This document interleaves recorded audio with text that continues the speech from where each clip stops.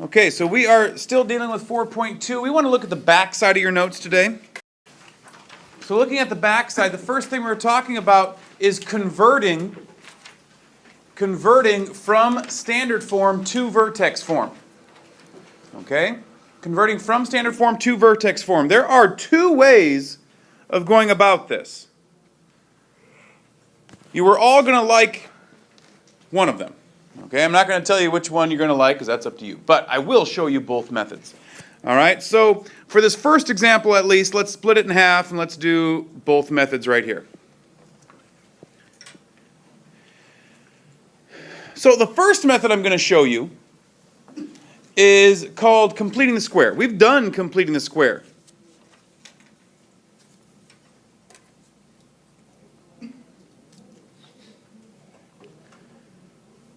Okay, we've done this way back in Unit 1, okay, first couple of weeks of school. And the way we're going to use it here is we're going to go in here and say, let's say we have y equals 2x squared plus 10x plus 7. Okay? We want to complete the square on the side that has our x's. We're not completing the square with the y side. We want to complete the square over here. And the reason we do that is because vertex form has a binomial squared, right? And so we want to rewrite that as something squared, a binomial squared. So if you remember back when we did completing the square the first time, we said, hey, get rid of this constant on that side. So let's go ahead and subtract 7 from both sides here. So that gives me y minus 7 equals 2x squared plus 10x. Something else that we learned back when we were completing the squares, we said, hey, we do not want a 2 out in front of here. Right? So we factored out the 2.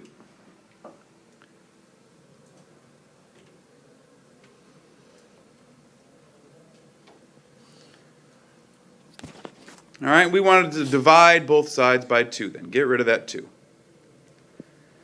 So y minus 7 divided by 2 equals x squared plus 5x. All right, at this stage, we are finally ready to complete the square. So what we wanted to do, and I'm actually going to erase, if I can. Nope, won't let me. That's all right. We want to add our blanks to both sides, so I'll just say plus blank like that. We want to add our blanks to both sides. And the way we did this is that, remember, we had our binomial squared, and we said we had an x here, and then we took half of that b term here and wrote it down here. So this one's not really easy to do completing the square on, is it, right? Because we said that back in the day. We don't want to complete the square on things where we can't take half of the b term easily, right? Well, let's see what happens if we kept doing this. So we have 5 divided by 2 is what we get there. Okay? Well, now we have to square that number, 5 divided by 2. So 5 divided by 2, or 5 halves, squared means 5 halves times 5 halves, which is 25 fourths. So we're adding 25 fourths to both sides. Okay. So already this kind of looks nasty. All right, well, we'll keep working with it here. So we have y minus 7 divided by 2, but then we're adding 25 fourths. So what I want to do then is I want to subtract 25 fourths from both sides. So if I subtract 25 fourths from both sides, and I'm going to have to bring this off to the side here, we're running out of room, I then have y minus 7 divided by 2 equals x plus 5 halves squared minus 25 fourths. Well, I'm still not done. I want to go through and get rid of this 2, because this needs to be y equals. So I'm going to multiply both sides by 2. If I multiply by 2 here, I've got to multiply everything over here by 2. So that goes away. Y minus 7 equals 2 times that binomial. You don't distribute it here because it's squared. Okay, so we just put it out in front like an a term. Remember those a terms out in front? X plus 5 halves squared. We multiplied 2 times this fraction. The 2 cancels with the 4, leaving us with negative 25 halves. And our last thing we need to do is get the 7 to the other side. So we add 7 to both sides. But we're going to need a common denominator in order to add these guys together. So this is going to be 14 halves. That's what 7 is. 7 is 14 halves. So what's negative 25 plus 14?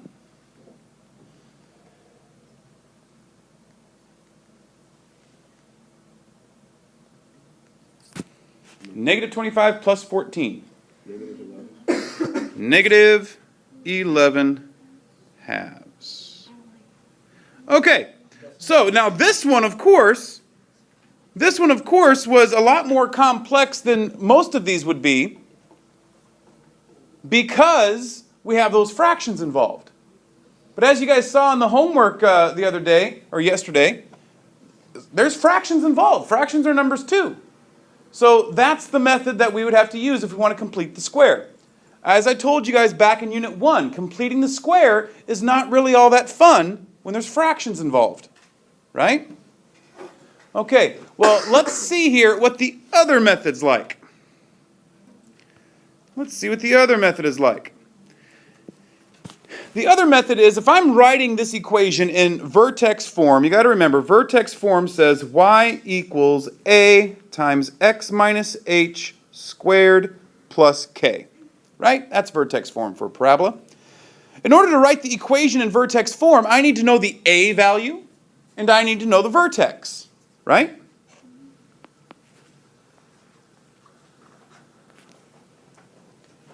Well, first off, I said it yesterday, I'm going to say it again. The a value in vertex form is the exact same a value as in standard form. They're the same number. And you can even see that in the problem that we already worked. When I got our final answer here, our a value here was a 2. Right? Well, that's exactly what the a value is up there. It's a 2. So from standard form to vertex form, you already know the a value. It's 2. The only other thing you need to do is find the vertex. And we're going to find the vertex the same way we did yesterday when we were trying to graph these guys. From standard form, the x-coordinate of your vertex is negative b over 2a. So that's going to be negative 10 over 2 times 2. Well, I know that 2 goes into 10 5 times. So that means our x-coordinate of our vertex must be negative 5 halves.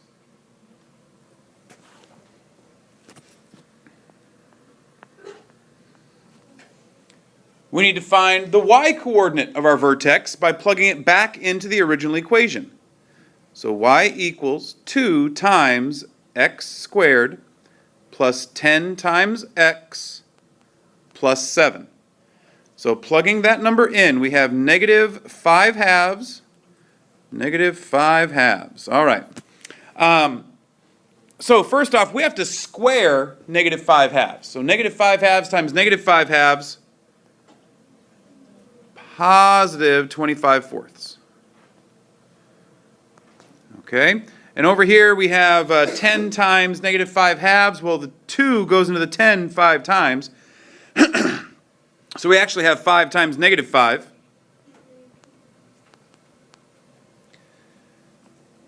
I need to multiply 2 times 25 fourths. Well, the 2 goes into 4 twice. So we have 25 halves minus, I got to write 25 in terms of halves, a common denominator of 2. So what number divided by 2 gives us 25? 50. So this is minus 50 halves plus, and again, I got to write 7 in terms of halves, 14 halves.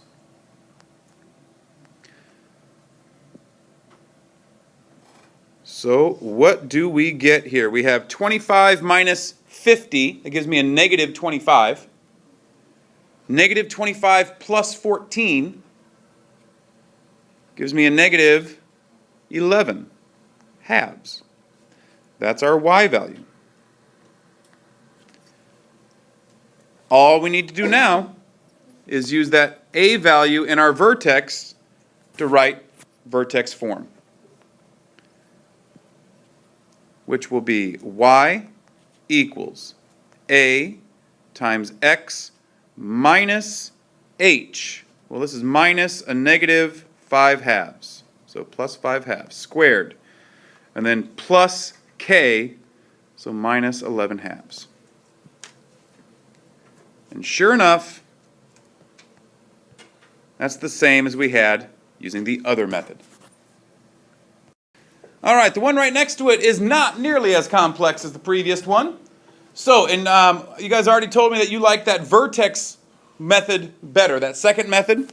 So that means we need to find our a value and we need to find our vertex in order to write this in vertex form.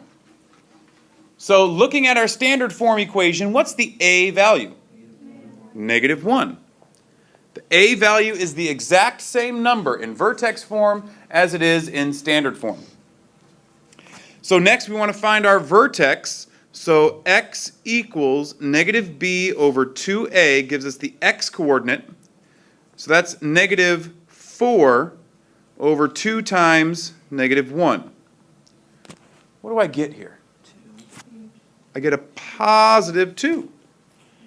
Positive 2. So we know the x coordinate of our vertex is 2. Now we've got to find the y coordinate. So plugging in, make sure, I saw a lot of people goofing this up yesterday. When you're plugging something into an equation, write the entire equation exactly as it looks, except anywhere you see an x, put in parentheses. So your equation should look like that before you substitute in. And then all you're doing is dropping this number into those blanks. Okay? So it's 2's going in there. So that first term there is negative 2 squared. Well, what's 2 squared? 4. So we have negative 4 plus 4 times 2, 8, minus 5. Negative 4 plus 8 is what? 4. Negative 4 plus 8 is 4. Minus 5, negative 1. So that's the y coordinate of our vertex.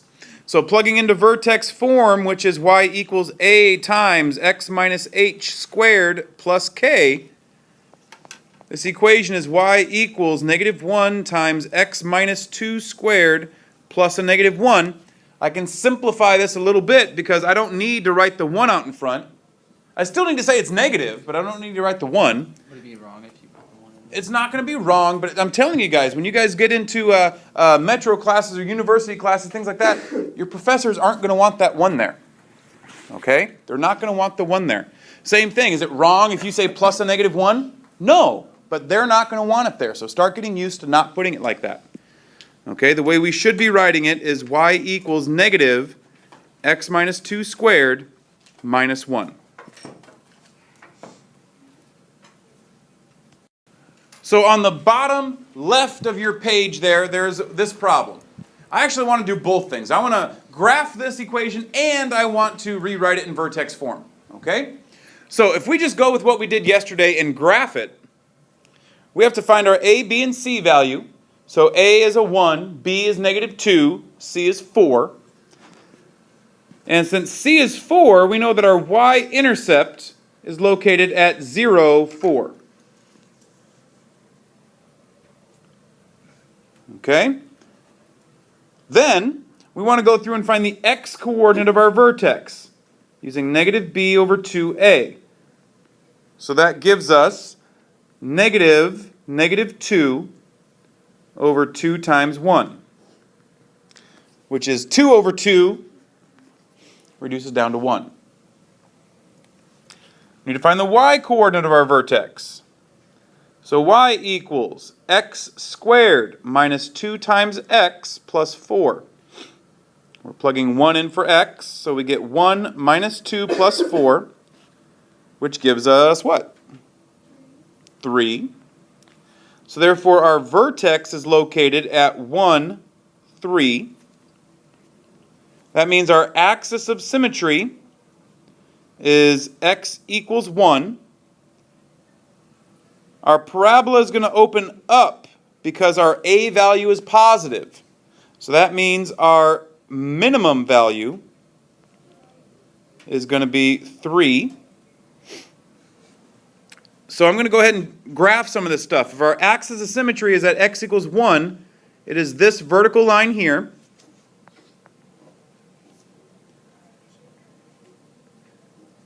Our vertex is at 1, 3, so it sits right there. Our y-intercept is at 0, 4, so it's there.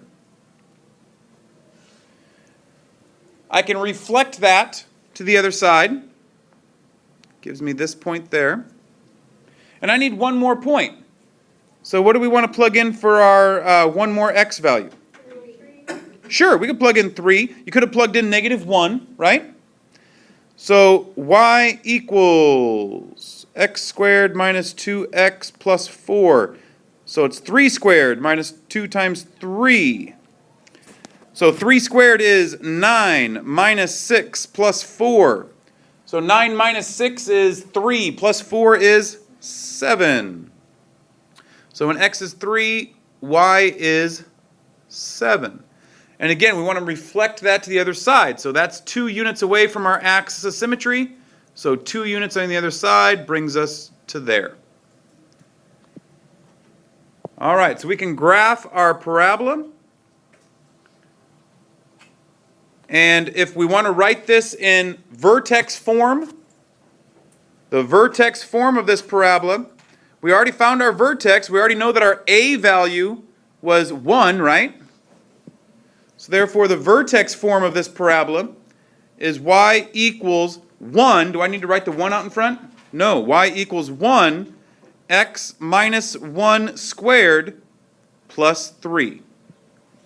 That's the vertex form of this parabola. Because all you need to know to write the vertex form is the a value and the vertex.